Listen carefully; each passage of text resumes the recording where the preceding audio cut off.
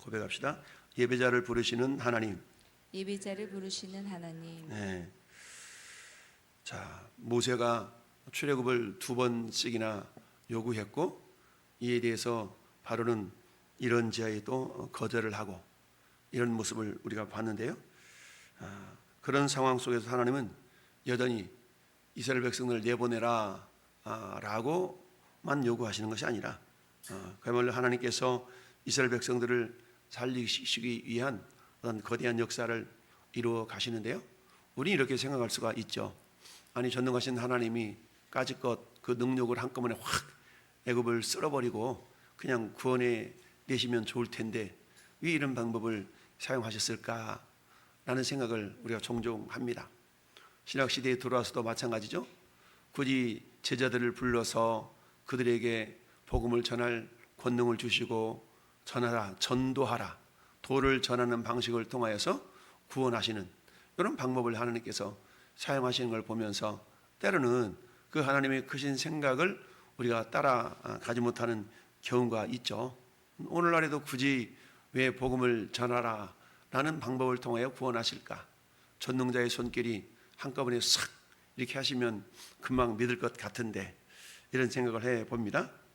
애굽에 10가지 재앙을 보내시면서 결국 애굽왕 바로가 하나님의 권세 권위에 복종, 순종할 수밖에 없는 그런 상황으로 이끌어 가시는데요. 이런 과정을 통해서 우리에게 하나님은 무엇을 보여주시기를 원하시는 것일까? 어찌 보면 이 10가지의 재앙을 하나님께서 애굽 땅에 내리신 이 모든 과정들은 한마디 말하면 하나님과 사탄의 세력과의 어떤 그 싸움이라고 그럴까요? 물론 게임이 되지는 않죠. 전능하신 하나님이 그야말로 사탄의 대적하는 사탄을 하나하나 이렇게 이겨나가시는 그런 모습을 이스라엘 백성들 뿐만 아니라 오늘 이 시대를 살아가는 우리들에게 보여주시면서 하나님만이 전능하신 왕이시오 하나님이시오 예배 받으시기에 합당한 자다라는 것을 우리에게 보여주고 계신 겁니다. 10가지 재앙을 통해서 하나님께서 이집트 애굽 땅에 보여주시는 사인은 뭐냐? 결국 10가지의 재앙은 이집트 백성들이 섬기는 10가지의 신들을 심판하시는 내용입니다. 그들이 섬기는 신, 오늘 본문도 역시 마찬가지 15절에 이렇게 말씀하죠. 아침에 너는 바로에게로 가보라. 그가 물 있는 곳으로 나오리니 너는 나일강가에 서서 그를 맞으며 그 뱀되었던 지팡이를 손에 잡고 그한테 말하기를 뭐라고 그러나? 히브리 사람의 하나님 여호와께서 나를 왕에게 보내어 이르되 내 백성을 보내라. 그러면 그들이 광야에서 나를 섬길 것이니라. 그랬는데 이제까지 네가 말을 듣지 않는구나 라고 말하라는 겁니다. 그런데 이때 시간이 언제라고요? 아침에 가보면 분명히 바로가 이렇게 나일강가에 서 있을 것이다 라고 우리 하나님 말씀하고 있습니다. 자, 그동안 애굽왕 바로는 이스라엘 백성들을 어떻게 부려먹었어요? 자기를 섬기는 종으로 부려먹었죠. 그러나 하나님은 그런 이스라엘을 애굽왕을 섬기는 종이 아닌 하나님을 섬기고 하나님을 예배하는 그런 존귀한 존재로 하나님께서 지으셨고 그들을 이끌어 내기를 원하십니다. 자, 따라서 바로의 억압으로부터 하나님을 섬기는 진정한 구원과 자유를 주시는 분이라는 사실을 이스라엘 백성들 뿐만 아니라 애굽 사람들에게도 보여주기를 원하셨던 겁니다. 그렇다면 애굽왕 바로가 지금 나일 강가에 서 있는 이유는 뭘까요? 그것은 그들이 섬기는 신을 제사하게 한, 신을 섬기게 한 그런 모습인 겁니다. 즉 그것은 나일강을 관장하시는 신이 눔이라는 신이거든요. 눔. 즉 나일강을 관장하고 그 나일강을 통하여서 이집트 백성들이 살아가는, 한마디로 말하면 나일강은 애굽 사람들에게 있어서 생명의 젖줄과도 같은 그런 강물이었던 것이죠. 따라서 이 강을 관장하는 신이 있다라고 그들은 믿었어요. 그 신이 눔이라는 신인데, 그 눔이라는 신에게 제사하기 위하여서 애굽 왕이 나일강 거로 아침에 일찌감치 나왔던 겁니다. 오늘날에 전 여러분들이 새벽을 깨워 이 아침 하나님 앞에 나온 까닭은 뭡니까? 우리를 지으시고 우리의 예배를 받으시기를 원하시는 그 하나님 앞에 이른 시간을 주님 앞에 드린다는 것은 뭡니까? 하루의 시간을 주님께 드립니다라는 그런 믿음의 고백이 담겨져 있는 의미가 있죠. 물론 우리가 나와서 우리의 마음의 손을 하나님께 하려고 내가 이런 기도를 해야지, 기도드려야지 라는 의미도 있지만, 먼저는 우리를 지으시고 우리를 구원해내신 하나님을 내가 섬기며 예배하는 자, 그리고 그 하나님을 예배함에 있어서 가장 귀한 것을 주님께 올려드려야 되는데, 그것은 먼저 우리의 시간을 드리는 겁니다. 시간을 주님께 올려드리는 그 시간, 짜투리 시간이 아니라 가장 먼저의 시간을 주님께 올려드리기 위하여서 이 시간에 나온 줄 믿습니다. 이처럼 바로도 역시 마찬가지, 자기가 섬기는, 자기 민족들이 섬기는 그 나일강을 관장하는 신이었던 눔이라는 신에게 제사하기 위하여서 이른 아침에 나와 있었던 것이죠. 그런데 하나님은 어때요? 그런 나일강을 관장하는 그 신에게 우리 하나님께서 어때요? 심판을 내리는 그런 모습을 이제 보여주고 있는 것입니다. 그러면서 히브리 사람의 하나님 여호와께서 나를 왕에게 보내어 이르시되 내 백성을 보내라 그러면 그들이 광야에서 나를 섬길 것이니라. 그동안은 누구를 섬겼어요? 애굽 왕을 섬겼고 애굽의 신들을 섬겼던 이스라엘 백성들. 근데 그 백성들을 하나님께서 뭐라고요? 내 백성, 내 장자라고 주님이 표현하셨죠. 그러니까 하나님을 섬겨야 될 이스라엘 백성들이 못된 신, 잘못된 신을 섬기고 있는 그 모습에서 하나님은 건져내시고 억압과 핍박 가운데 있었던 그들을 건져내서 진정한 자유와 구원의 해방을 주시기 위하여서 지금 모세와 아론을 보내셨던 것이죠. 즉 애굽 왕 바로도 그의 백성, 그의 요술사들과 함께 그 나일강을 관장하는 눔이라는 신에게 제사하는 그런 관계, 그런데 그들의 제사가 헛된 신이다라는 것을 보여주시기 위하여 지금 하나님께서는 모세와 아론에게 나일 강물을 피로 변하게 하는 그런 이적을 행하게 하신 겁니다. 여호와가 이같이 이르노니 네가 이로 말미암아 나를 여호와인 줄 알리라. 볼지어다 내가 내 손의 지팡이로 나일강을 치면 그것이 피로 변하고 물고기가 죽고 그 물에서는 악취가 나리니 애굽 사람들이 그 강물을 마시기를 싫어하리라. 그 전까지는 어땠습니까? 그 나일강이 자기들에게 생명의 젖줄로 여겨졌고 그 나일강을 관장하는 눔이라는 신에 의해서 자기들이 그동안 살아왔다라고 생각했는데 그 나일강물이 피로 변한다라는 사실은 뭡니까? 그들의 신에게 능력이 없다라는 것을 드러내는 단편의 모습이 될 수가 있는 것이죠. 그러면서 또 여호와께서 모세에게 이르시되 아론에게 명령하기를 내 지팡이를 잡고 내 팔을 애굽의 물들과 강들과 운하와 못과 모든 호수 위에 내밀라 하라. 그것들이 피가 되리니 애굽 온 땅과 나무 그릇과 돌 그릇 안에 모두 피가 있으리라. 모든 물을 피로 변하게 하시는 그 하나님의 권능을 모세와 아론을 통해서 보여주고 있는 겁니다. 특별히 그들이 섬기는 이 나일강은 그들의 생명이 젖줄이었음에도 불구하고 악취가 나고 물고기가 죽고 그리고 그 물을 마실 수 없을 정도가 되어져 버렸으니까 그들이 섬기는 신이 진짜 신이 아닌 것이 드러나고 있는 것이죠. 이렇게 해서 모세와 아론이 하나님의 명령대로 지팡이를 들어서 나일강물을 쳤더니 그 물이 피로 변하였고 그곳에 있었던 물고기들은 썩어서 악취가 나고 냄새가 나고 이랬더니 어때요?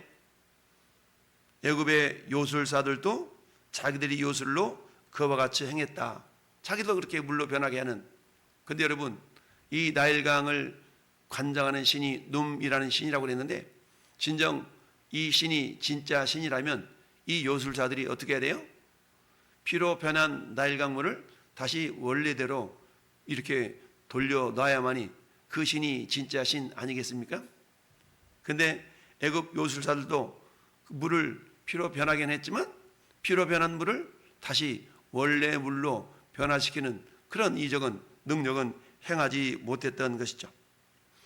바로가 돌이켜 애굽으로 궁으로 들어가고 그 일에 관심을 가지지도 아니하였고 애굽 사람들은 나일강 물 마실 수가 없었으므로 나일강가를 두루 파서 마실 물을 구하였더라. 이처럼 나일강 물이 변하여 피가 되게 한 그런 이적을 일으킨 이후에 시간이 얼마 흘렀어요? 일주일을 했어요. 일주일. 여러분 일주일 동안 물을 마시지 못한다고 생각해 보세요. 일주일 동안 단식한다라고 생각해 보세요. 물도 안 마시고 음식도 안 먹고 완전 죽을 지경이 있지 않겠습니까? 물론 일주일 동안 굶는다고 해서 사람이 죽는 건 아니에요. 그러나 고통이 극에 달하는 그런 과정이 그들에게 있었던 것이죠. 그렇습니다.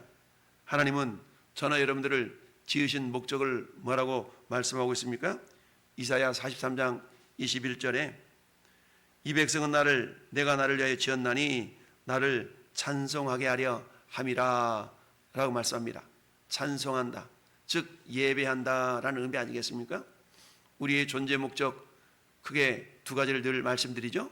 먼저는 하나님을 예배하며, 둘째는 우리를 예배자로 부른 그 하나님을 찬양하며 그 자랑하는, 즉 한마디로 말하면 전도 복음을 전하는 데 있다라는 얘기입니다. 따라서 교회라는 공동체로 우리를 부르시고 우리를 세우신 까닭은 뭐냐? 먼저는 하나님을 예배케 하기 위함입니다. 따라서 교회라는 공동체는 뭐냐? 예배 공동체, 하나님을 예배하기 위함이라는 얘기죠. 둘째는 뭐라고요? 우리를 예배자로 부르신 그 하나님의 주님의 높고 위대하심을 우리가 전파하는 그런 어떤 생명의 전달자로의 사명을 감당해내는 것이다. 따라서 교회 공동체는 유람선이 아닌 구원선과 같다. 우리 성도들은 그야말로 유람객이 아니라 구조요원과 같다. 따라서 우리가 구원선의 역할, 구조요원의 역할을 감당하기 위해서는 가만히 있는데 구조요원이 되는 것이 아니죠. 세상에 있는 구조요원들도 훈련하고 연습해서 위기 상황 가운데 죽어가는 사람들을 건져내는 일에 신속하게 대응할 수 있는 그런 준비를 하지 않습니까? 마찬가지로 우리들도 역시 마찬가지, 말씀으로, 기도로, 성령의 능력으로 무장해서 어떤 상황 속에서도 죽어가는 영혼을 살릴 수 있는 그런 하나님의 군사요, 군대가 되어야 될 줄로 믿습니다. 첫 번째 재앙인 물이 피가 되도록 변화시키는 이 놀라운 이적의 현상은 뭐냐? 첫 번째는 애굽 사람들이 섬기는 그들의 신, 즉 나일강을 관장하는 신인 눔이라는 신을 심판하는 하나님의 심판, 이로 말미암아 하나님이 참신이요 그들이 섬기는 신은 진짜 신이 아닌 가짜 신이라는 것을 드러내는 사건입니다. 계속해서 둘째 재앙, 셋째 재앙, 10번째 재앙까지 이르기까지 그 모든 재앙 속에는 애굽에서 그들이 섬기고 있는 신들을 심판하는 내용입니다. 이것은 오늘 이 시대를 살아가는 저와 여러분들에게 예수 그리스도를 믿지 않냐고 나름대로 모든 사람들은 그들이 섬기는 신들이 다 있죠. 물론 부처님, 마호메트 이런 신들만을 의미하는 것이 아니라 눈에 보이지 않는 나름대로 신들을 다 섬기고 있습니다. 하나님은 그들이 섬기고 그런 신들이 진짜가 아니라 가짜인 것을 드러내 보여주는 그런 놀라운 일들을 오늘날에도 하나님은 이루어가고 있다는 사실입니다. 이 일이 전 여러분들은 모세와 아론을 들어서 저 애굽왕 바로를 도전하고 그들에게 하나님이 참신인 것을 증거하도록 보내셨다면 우리도 역시 마찬가지죠. 먼저는 하나님을 예배하고 예배자로 부르신 그 하나님을 예배한 다음에 우리가 해야 될 일은 뭡니까?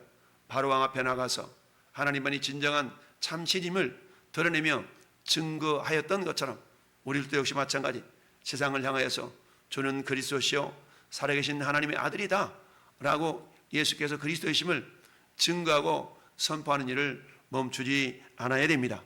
물론 이와 같은 이적을 행하였음에도 불구하고 바로의 반응은 뭡니까? 야, 미안하다, 죄송하다, 하나님이 정말 신인가 보구나 라고 인정하면 얼마나 좋겠습니까? 그런데 바로의 반응은 바로가 돌이켜 궁으로 들어가고 그 일에 관심을 가지지도 아니하였고, 무슨 말입니까? 바로라는 말은 파라호라고 그랬죠? 이 파라오는 뭐예요? 그들이 섬기는 태양신의 이름이 라라는 신이거든요. 그러니까 파라오라는 말은 내가 바로 신의 아들인데 라는 그런 어떤 자만심이죠. 그런 자만심을 가지고 지금껏 이집트를 통치하고 다스려 왔는데, 아니 여호와 하나님이라는 그런 신이 감히 나를, 말하자면 이런 것이죠. 그러다 보니까 자기 요술사들이 물을 다시 피로, 피를 다시 물로 변화시키는 그런 이적을 행하지 못함을 보았음에도 불구하고 여전히 이 바로의 마음은 완악하다라고 그랬죠. 완악하다. 완악하다는 것은 말씀에 대한 긍정적인 순종의 반응을 보이지 못하는 상태를 완악하다라고 그러죠. 오늘날에도 어때요? 우리가 복음을 전하면 그 복음을 듣는 모든 사람들이 맞아, 예수 믿어야 되겠구나, 이렇게 반응을 보인다면 얼마나 좋겠어요. 여전히 사탄은 세상 사람들의 마음을 혼미케 하여 그리스도의 영광의 복음의 광채를 비치지 못하게 한다라고 고린도후서 4장의 3절에 말씀하고 있죠. 이처럼 여전히 눈에 보이지 않는 마귀 사탄은 세상 사람들의 마음을 지금도 붙들고 있습니다. 그러나 때 우리는 그런 상황 속에서 여전히 오늘 애굽 왕 바로의 마음을 향하여 도전했던 애굽 그 모세와 아론처럼 저 여러분들은 여전히 오늘도 세상을 향해 우리는 도전한 도전자로서 예수께서 그리스도이심을 증거하고 선포하며 진정한 생명이 말씀으로부터 예수님으로부터 나온다라는 것을 우리가 전파하며 증거하는 그 일을 멈추지 말아야 될 줄로 믿습니다. 그렇습니다. 하나님은 전 여러분들을 영원한 예배자로 불러주셨습니다. 우리가 계시록에 보면 천상의 예배의 모습들이 곳곳에 나오고 있지 않습니까? 오늘 이 땅에서 예배는 영원한 하늘나라, 주님과 함께 영원히 왕노릇할 영원한 하늘나라에서도 드려질 예배의 모습이다라고 볼 수가 있습니다. 따라서 이 땅에서 우리가 전심으로 하나님을 예배하는 자들만이 영원한 천국에서도 하나님의 기쁨으로 예배하게 되는 줄로 믿습니다. 우리를 영원한 예배자로 불러주신 그 주님의 은혜를 감사하면서 이를 위하여서 예수 그리스도께서 십자가에 흘리셨던 보혈의 능력을 우리에게 덧입혀 주신 거 아니겠습니까? 그 보혈의 능력을 통해서 우리를 구원하시고 우리를 참된 예배자로 불러주신 그 주님을 찬양하며 감사하며 오늘 하늘도 그 주님을 자랑하는 복된 하루가 될 수 있기를 예수님의 이름으로 축원합니다. 아멘.